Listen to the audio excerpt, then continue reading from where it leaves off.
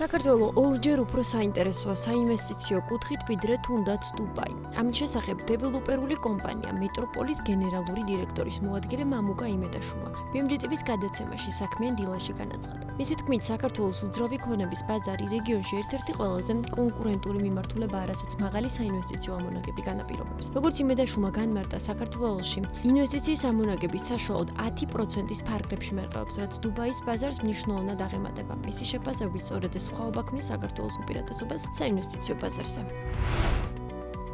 წელს საქართველომ $9,600,000 1124 ტონა ფსტა იყიდა, რაც თანხაში 85,2%-ით ზრდა. რაოდენობაში კი 54,1%-ით მეტია. გასულ წელს ქვეყანამ 1 კილოგრამი ფსტის იმპორტში $7.11 გადაიხადა. მიმდინარე წლის იანვარ-თებერვალში კი $8.55. შედეგად ფასის ზრდა 20,2%-ია. შეგახსენებთ, ახლო აღმოსავლეთში მიმდინარე საომარი მოქმედებების გამო გლობალურ ბაზარზე ფსტის ფასი მკვეთრად გაიზარდა. ბლუმბერგის ინფორმაციით, ირანზე ფსტის გლობალური ექსპორტის დაახლოებით 30% მოდის. რეგიონში არსებული ვითარება კი ბაზარზე მწვავე დეფიციტს ქმნის.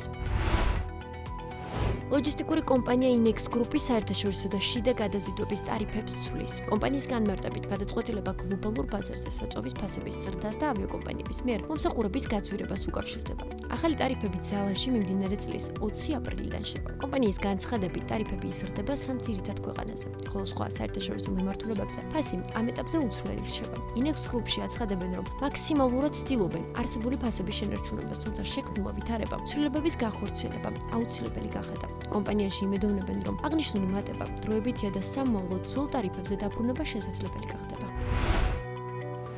საქართველოში აბრეშუმის წარმოების მრავალსაუკუნოვანი ტრადიცია თანამედროვე ეტაპზე ახალ სიცოცხლეს იძენს. ამის ერთ-ერთი გამორჩეული მაგალითია არტიზანული ბრენდი ნართინი, ბრენდი, რომლის მთავარი მიზანი ქართული ხელსაქმის აღდგენა, ეკომეგობრული წარმოების განვითარება და სოციალური პასუხისმგებლობის გაძლიერება. როგორც კომპანიის დამფუძნებელი თამარ თედიაშვილი BMG-TV-ს გადაცემაში ქალების ნარატივში აღნიშნავს, ბრენდის შექმნის იდეა პირადი საჭიროებიდან გაჩნდა. ისევე თქმით, ნართინი მხოლოდ ბიზნესი არ არის და იგი სოციალური პასუხისმგებლობის პრინციპებზეა დაფუძნებული. საწარმოში ამ ეტაპზე 10 ადგილობრივი სოფლად ცხოვრობი მუშაობს, რომლებიც ეკომეგობრულ და ნარჩენების გარეშე შექმნილ პროდუქციას ამზადებენ. ბრენდი დღეს უკვე მულტიფუნქციურ სივრცე ჩამოყალიბდა, სადაც წარმოებასთან ერთად საგანმანათლებლო მიმართულებაც ვითარდება. აღსანიშნავია, რომ ბრენდი აქტიურად თანამშრომლობს საქართველოს მეაბრეშუმეთა ასოციაციასთან, რომლის ხარდაჭერითაც სხვადასხვა საგანმანათლებლო აქტივობაშიც მონაწილეობს. ასევე მისი თქმით, მნიშვნელოვანი მხარდაჭერა მიიღო საერთაშორისო ორგანიზაციისგან. გაზრდილი მოთხოვნის ფონზე კომპანიას უკვე შესაძლებლობა აქვს წარმოების მოცულობა გაზარდოს, თუმცა ამ ეტაპზე ფიზიკური მაღაზიების გახსნა არ იგეგმება.